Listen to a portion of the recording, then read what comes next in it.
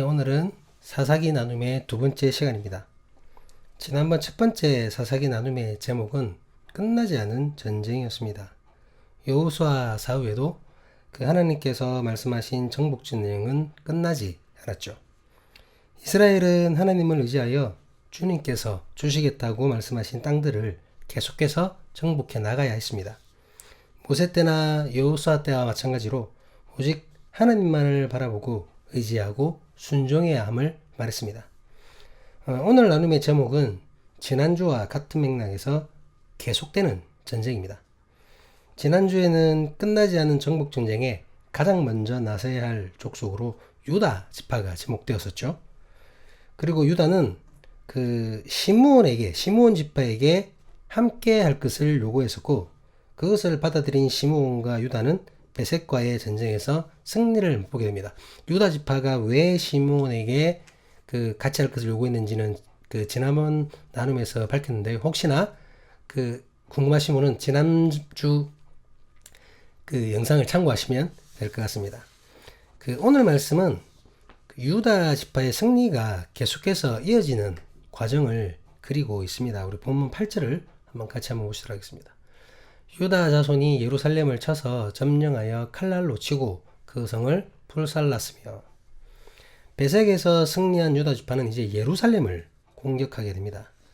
예루살렘은 여호수아가 살아있을 때에 이미 공격했던 곳이고 그곳에서 승리를 거두었습니다. 그런데 그때 예루살렘을 완전하게 정복하지는 못했었죠. 그래서 유다 지파가 다시 공격하고 예루살렘에서 승리를 거두게 됩니다. 하지만 이번에도 예루살렘을 완벽하게 점령하지는 못합니다. 결국 이 예루살렘은 다윗 시대가 되어서야 온전하게 정복할 수 있게 됩니다. 어쨌든 승리한 이스라엘의 정복 전쟁은 계속해서 이어집니다. 본문 9절 10절 말씀입니다. 그 후에 유다 자손이 내려가서 산지와 남방과 평지에 거주하는 가나안 족속과 싸웠고, 유다가 또 가서 헤브론에 거주하는 가나안 족속을 쳐서 세세와 하이만과 달메를 죽였더라. 헤브론의 본 이름은 기럇 아르바였더라. 산지와 남방과 평지에 사는 모든 가나안 족속과 전쟁을 치릅니다. 하나님의 명령에 따라 온전히 그들을 쫓아내려는 것이죠. 그 과정에서 헤브론에 이르러 거기서도 유다는 승리하였습니다. 이렇게 아직은 멀쩡한 유다 족속이 하나님의 말씀에 순종함으로 승리를 이어나가게 됩니다. 여호수아가 살아있을 때와 마찬가지로 하나님께서 이스라엘과 여전히 함께하고 계신다는 사실이 계속되는 전쟁을 통해 드러나고 있는 것입니다.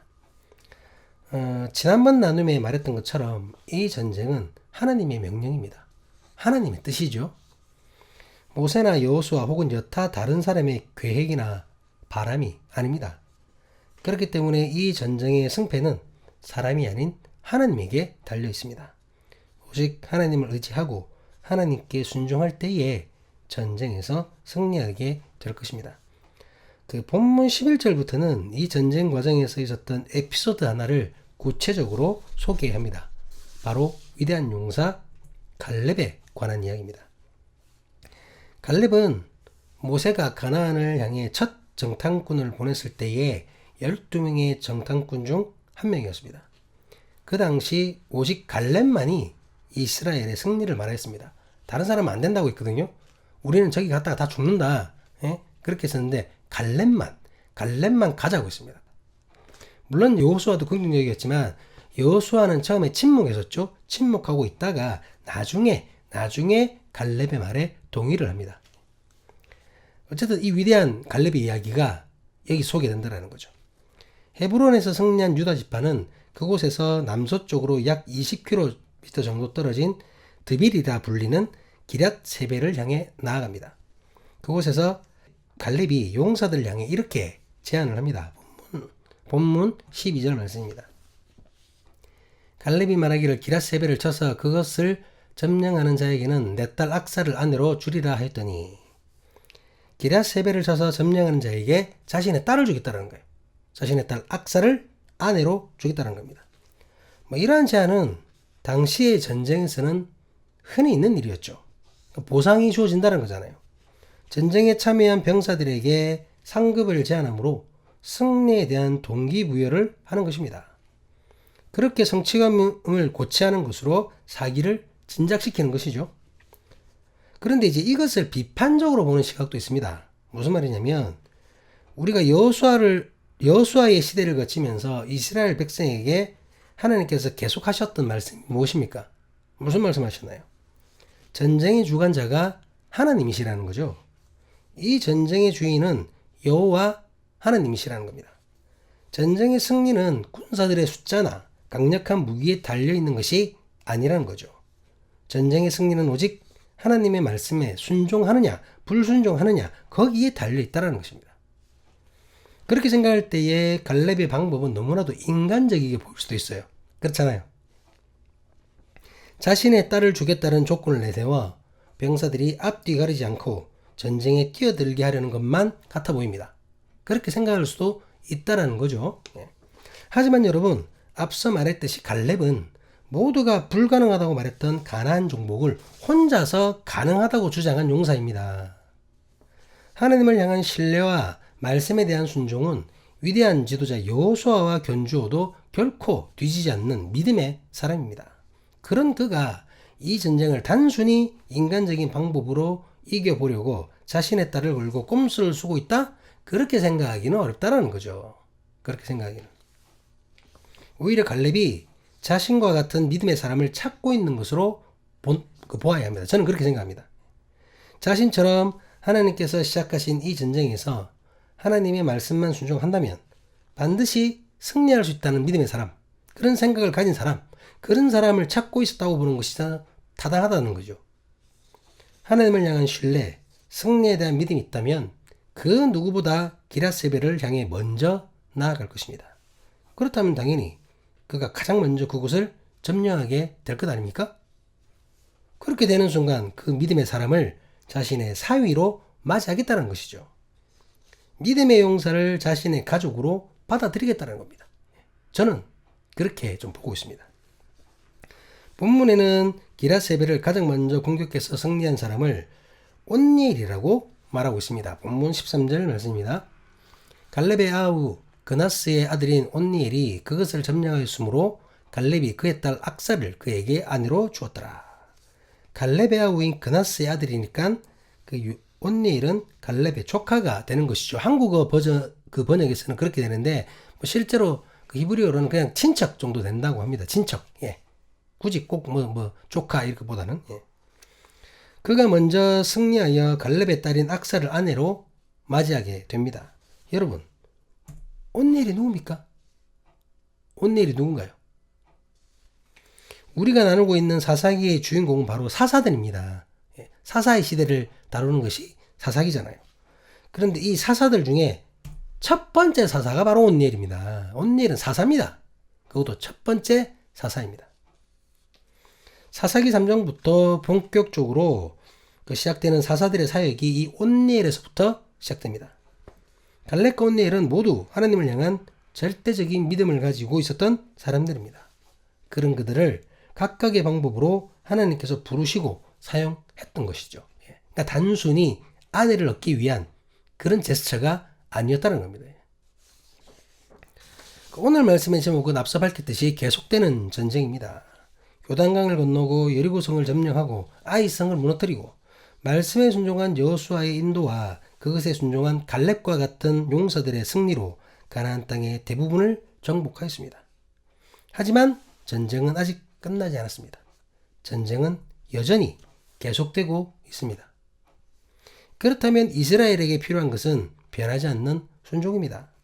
하나님의 말씀을 신뢰하는 변하지 않는 믿음입니다. 사람은 바뀔 수 있습니다, 여러분. 사람은 바뀔 수 있지만 인도자가 바뀔 수 있고 장수가 바뀔 수 있지만 내 주변에 함께하는 사람들이 바뀔 수 있지만 하나님은 변하지 않고 여전히 우리와 함께 하십니다. 이해되시나요?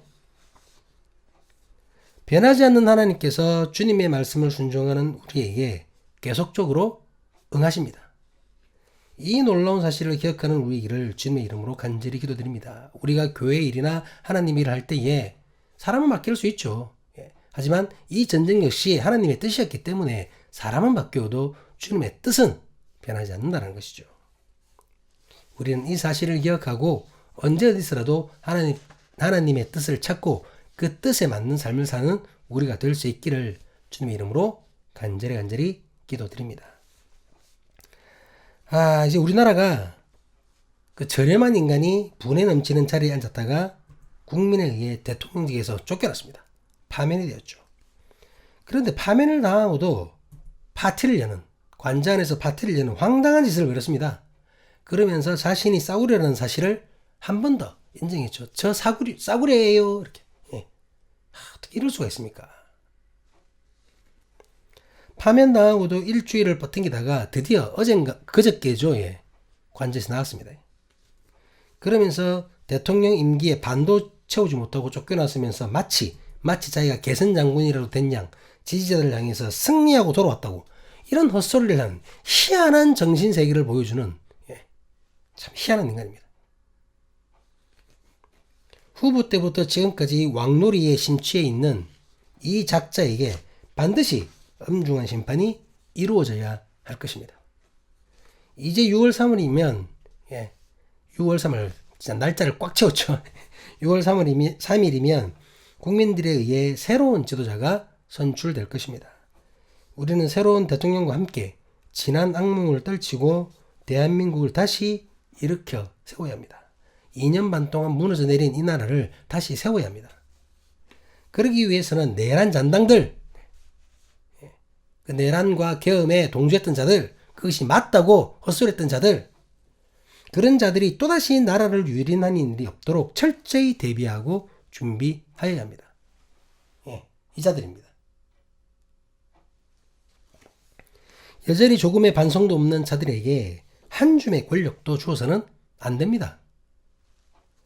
아니, 그들을 철저히 심판하여야 합니다. 이러한 일을 위해 믿음의 사람들은 무엇을 해야 합니까?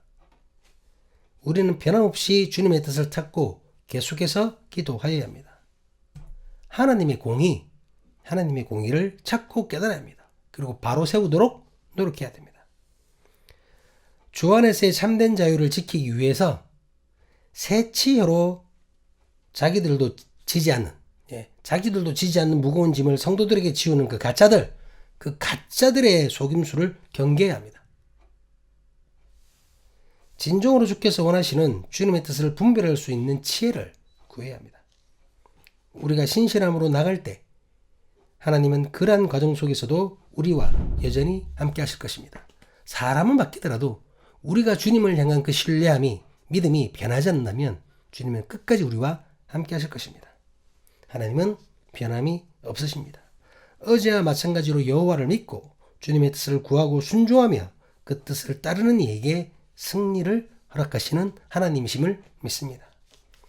주께서 함께 하시는 그 감격스러운 승리를 기대하며 어제의 깨달음을 오늘도 믿고 내일도 순종하며 주님의 공의를 위해 한 걸음 한 걸음 나아가는 우리가 될 수 있기를 승리하신 예수 그리스도 이름으로 간절히 간구합니다.